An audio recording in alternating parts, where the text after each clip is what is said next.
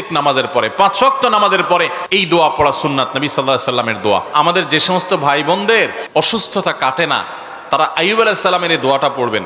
আল্লাহ সুবহানাহু ওয়া তাআলার গুণবাচক অনেকগুলো নাম আছে কোরআনে, অনেকগুলো নাম আল্লাহ তাআলা বর্ণনা হয়েছে, তার ভিতরে একটা হলো শাকুর। আল্লাহ তাআলার একটা গুণবাচক নাম কি ভাই?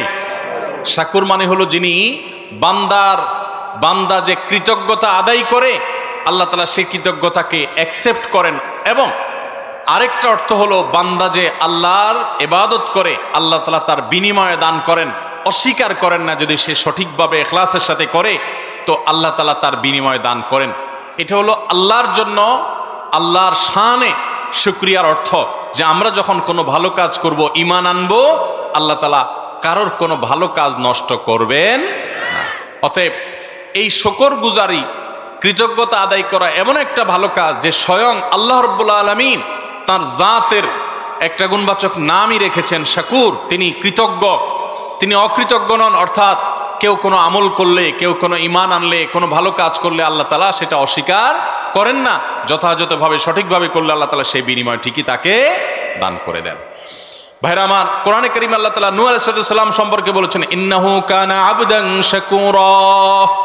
নূহ আলাইহিস সালাম তিনি আল্লাহর কৃতজ্ঞ বান্দা ছিলেন, এমন মানুষ ছিলেন যে তিনি কৃতজ্ঞ। আপনারা নূহ আলাইহিস সালামের কথা জানেন। নূহ আলাইহিস সালাম পৃথিবীতে কত বছর বেঁচে ছিলেন জানেন? 950 বছর। কত বছর? 950 বছর। এটা এখনকার আলাপ না, এখন তো মানুষ এত বেশি বাঁচে না, 50, 60, 70, 80, 90, 100 বেশি মানুষ বাঁচে না, তাই না? নূহ আলাইহিস সালাম পৃথিবীতে কখন আসছে জানেন? নূহ আলাইহিস সালাম আমাদের নবী সাল্লাল্লাহু আলাইহি সাল্লামেরও হাজার হাজার বছর আগে আসছেন। কত হাজার বছর আগে আসছেন একমাত্র আল্লাহ ভালো জানেন। তবে নূহ আলাইহিস সালামের পর পৃথিবীকে আল্লাহ তাআলা পুনরায় নতুন করে সাজিয়েছেন, বিন্যস্ত করেছেন। এই পুরা পৃথিবীকে ধুয়ে মুছে মহাপ্লাবনে, বন্যায়, মহাবন্যায় গোটা পৃথিবীকে ডুবিয়ে নিমজ্জিত করে সব পৃথিবীর বেশিরভাগ মানুষ কুফরিতে নিমজ্জিত হয়েছে। একটা মিনি কিয়ামত দিয়ে গোটা পৃথিবীকে শেষ করেছেন। একটা বিশাল বড় জাহাজে নূহ আলাইহিস সালামের সাথে যারা ঈমান আনছেন, হাতে গোনা কয়েকজন, তাদের সংখ্যা সম্পর্কে মুফাসসিরগণ অনেকে অনেকটা বলেছেন। সব মিলিয়ে 100-র নিচে ছিল তাদের সংখ্যা। এবং কিছু প্রাণীকুল জোড়ায় জোড়ায় আল্লাহ তুলতে বলেছেন, তাদেরকে ছাড়া বাকি সবাইকে শেষ করেছেন। নূহ আলাইহিস সালাম ইব্রাহিম আলাইহিস সালামেরও আগের, মুসা আলাইহিস সালামেরও আগের, ঈসা আলাইহিস সালামেরও আগের, দাউদ আলাইহিস সালামেরও আগের, সুলাইমান আলাইহিস সালামেরও আগের, আমাদের নবী সাল্লাল্লাহু আলাইহি সাল্লামেরও আগের, অনেক আগে। এই নূহ আলাইহিস সালাম 950 বছর নিজের জাতিকে দাওয়াতের কাজ করেছেন। এই যে একটু আগে বললাম, এলাকার মানুষের উপকার করলে অনেক সময় এলাকার মানুষ অকৃতজ্ঞ হয়, নাশুকরি করে, পারলে যে উপকার করছে তার আরো ক্ষতি করে। আছে না না এরকম নাশকর? সব যুগেই ছিল। এই নাশকরকারীরা নিজেদের কপাল পড়ে, আর কারোর কপাল তারা পুড়তে পারে না। নূহ আলাইহিস সালামের জাতিকে নূহ আলাইহিস সালাম যখন দাওয়াত দিয়েছেন ইসলামের পথে, তাদের উপকার করতে গেছেন তিনি, তারা উল্টা তার ক্ষতি করতে গেছে, তার কথা শুনতে চাই নাই। আল্লাহ তাআলা তাকে এত ধৈর্য দিয়েছেন, এত কিছুর পরও তিনি আল্লাহর শুকরিয়া আদায় করেছেন। অভিযোগ করে, আল্লাহর প্রতি অনুযোগ করে তিনি তার দাওয়াতের কাজ বন্ধ করেন নাই। তিনি বলেন নাই, আল্লাহ কাদের কাছে পাঠাইছো তুমি, এরা একটাও মানুষ না, কথা শুনে না। তিনি আল্লাহর শুকরিয়া আদায় কেমন করেছেন যে কোরআনে আল্লাহ তাআলা তাকে সার্টিফিকেট ইস্যু করেছেন, ইন্নাহু কানা আবদান শাকুরা। নিশ্চয় নূহ তিনি আল্লাহর কৃতজ্ঞ বান্দা ছিলেন। এত বড় পরীক্ষা নিয়েছেন, গোটা সমাজ তার উল্টা, গোটা সমাজ তার বিপরীত, এরপরেও আলহামদুলিল্লাহ বলতে ভুল করতেন।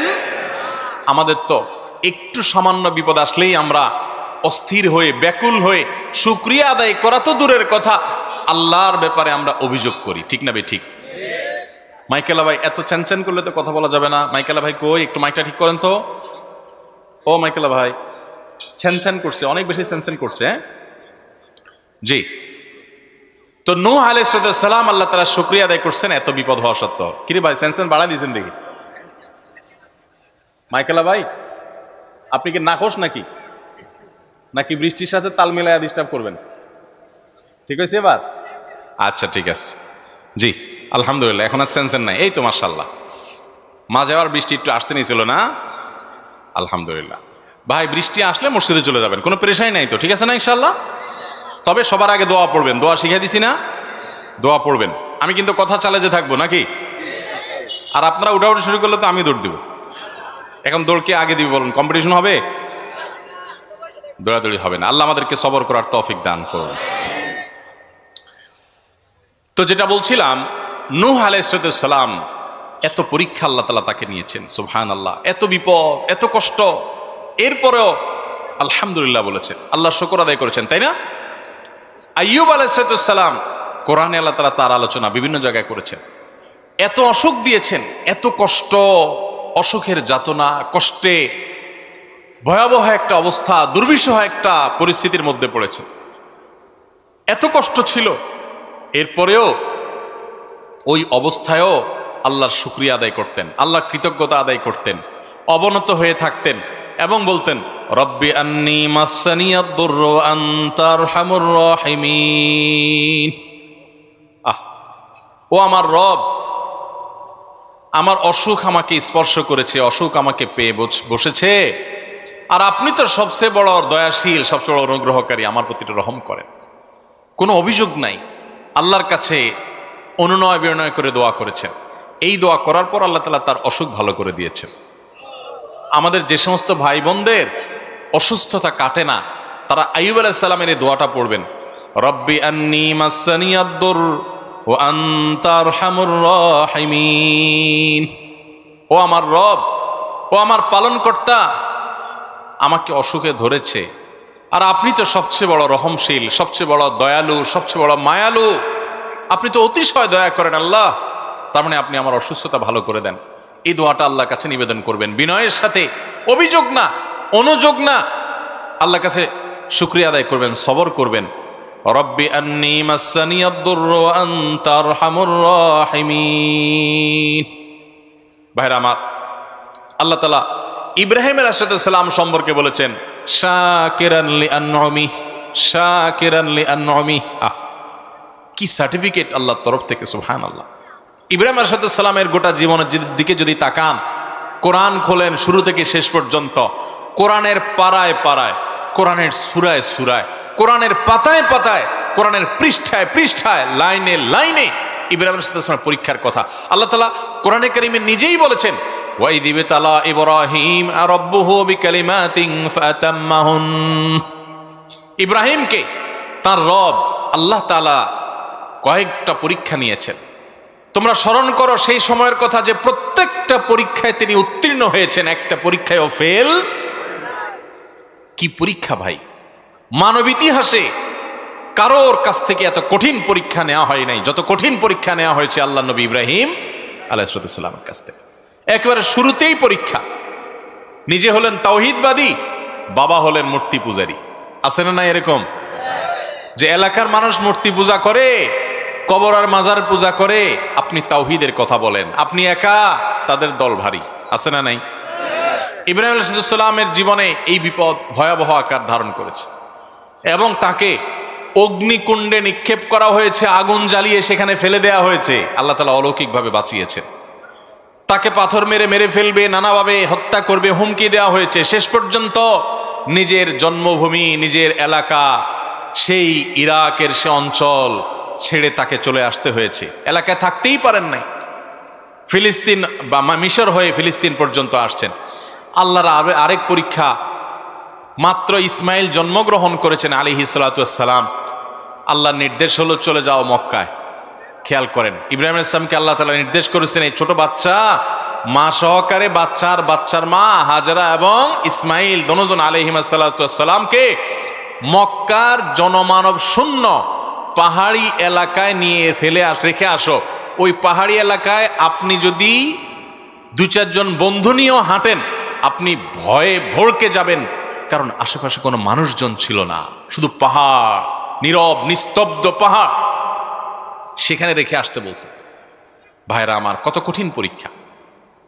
আল্লাহর নির্দেশ পালন করার জন্য সেই ফিলিস্তিন থেকে মক্কায় নিয়ে আসলেন নিজের স্ত্রী আর ছোট দুধের বাচ্চাকে। যাদের আল্লাহ তাআলা দুধের বাচ্চা দিয়েছেন তারা জানেন সন্তানের মায়া কি জিনিস, তাই না? সন্তানের মায়া কি জিনিস। সন্তানটা ছাড়া একদিন বাইরে থাকতে পারেন না, অস্থির হয়ে যান, বাইরে গেলেই ভিডিও কল দেওয়া শুরু করেন দেখার জন্য। আর ইব্রাহিম আলাইহিস সালাম আল্লাহর নির্দেশ পালন করার জন্য ওই মা এবং সন্তানকে মক্কায় রেখে চলে গেলেন। চলে যাচ্ছেন, তখন হৃদয় ছিঁড়ে যাচ্ছে মায়ায়, কিন্তু আল্লাহর নির্দেশ, আল্লাহ কঠিন নির্দেশ করেছেন যে আল্লাহর কঠিন নির্দেশ তুমি পালন করতে পারো কিনা। আল্লাহ সে পরীক্ষা নিয়েছেন তার কাছ থেকে, তিনি পরীক্ষা উত্তীর্ণ হয়েছেন, আল্লাহ নির্দেশ পালন করে চলে আসছেন। কোনো মানুষ নাই এই বাচ্চার মার খাবারের কি ব্যবস্থা হবে, আল্লাহ তাদেরকে মেরে ফেলার নাই। মক্কা তাদের মাধ্যমে আবাদ হয়েছে। মক্কা, আজ যে মক্কা নগরীতে আমরা যাচ্ছি সেটির প্রতিষ্ঠা এবং আবাদ হয়েছে তাদের মাধ্যমে। যাই হোক, আরেকটা পরীক্ষা আল্লাহ নিয়েছেন। এই ইসমাইল আবার যখন একটু বড় হলেন, আলাইহিস সালাম পুরা নবী হয়েছেন, তখন ইসমাইল তাকে স্বপ্নে যখন একটু কিশোর বয়সে আসছেন, বাপের সাথে কাজ করার যোগ্যতা হয়েছে, তখন আল্লাহ তাআলা ইব্রাহিম ইসলামকে নির্দেশ করলেন স্বপ্নে নিজের ছেলেকে কোরবানি করার। কঠিন নির্দেশ, সেই নির্দেশও পালন করার জন্য প্রস্তুত হয়ে চলে গেছেন, কিন্তু আল্লাহ তাআলা ছেলেকে জবে হইতে দেন নাই। আল্লাহ দরকার ছিল পরীক্ষা, আল্লাহ চেয়েছেন পরীক্ষা নিতে, পরীক্ষা হয়ে গেছে। ইব্রাহিম ইসলাম এত কঠিন পরীক্ষার মধ্যে সারাটা জীবন গেছে সংগ্রাম সংগ্রাম সংগ্রাম, কঠিন বিপদ আপদ, বিপদ আপদে। এত কিছুর পরও আল্লাহ তাআলা নিজে সার্টিফিকেট দিচ্ছেন তিনি কি ছিলেন, শাকিরান লিআনউমি, তিনি আল্লাহর সব নেয়ামতগুলোর প্রতি শুকর আদায় করতেন। সুবহানাল্লাহ।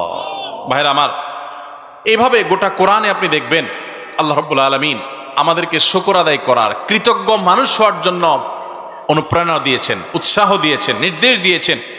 এবং কোরআনে কারিমে আল্লাহ তাআলা এও বলেছেন, লা ইন শাকারতুম লাযিদান্নাকুম, যদি তোমরা আমার শুকরিয়া আদায় করো, যা পাইছো এই পাওয়ার পর যদি শুকর আদায় করো, আল্লাহ বলেছেন নেয়ামত আমি বাড়ায় দিব। ওয়ালা ইন কাফারতুম ইন্না আযাবি লাশাদীদ, আর যদি আমার শুকরিয়া আদায় না করো, কুফরি করো, না শুকরি করো, তো মনে রাখবা আমার আযাব অত্যন্ত কঠিন, অত্যন্ত শক্ত। ভাইরা আমার, কোরআনে কারিমে বহু আয়াতে আল্লাহ রাব্বুল আলামিন এই শুকর সম্পর্কে বলেছেন। তায়াম্মুমের বিধিবিধান দিয়ে আল্লাহ তাআলা বলেছেন লাআল্লাকুম তাশকুরুন, তোমাদেরকে ওযু করতে না পারলে তায়াম্মুম বিকল্প ব্যবস্থা আল্লাহ তাআলা দিয়েছেন যেন তোমরা আল্লাহর শুকরিয়া আদায় করো।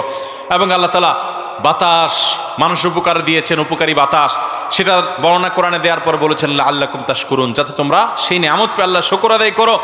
এবং আল্লাহ রাব্বুল আলামিন কোরআনে কারিমে আমাদেরকে এই পৃথিবীকে বসবাসযোগ্য করে দিয়েছেন, সে বিষয়ে আলোচনা করার পর বলেছেন যে এত কিছু পাওয়ার পর কালিলাম মা তাশকুরুন, তোমাদের মধ্যে খুব অল্প সংখ্যক মানুষ আল্লাহর ইবাদত করে।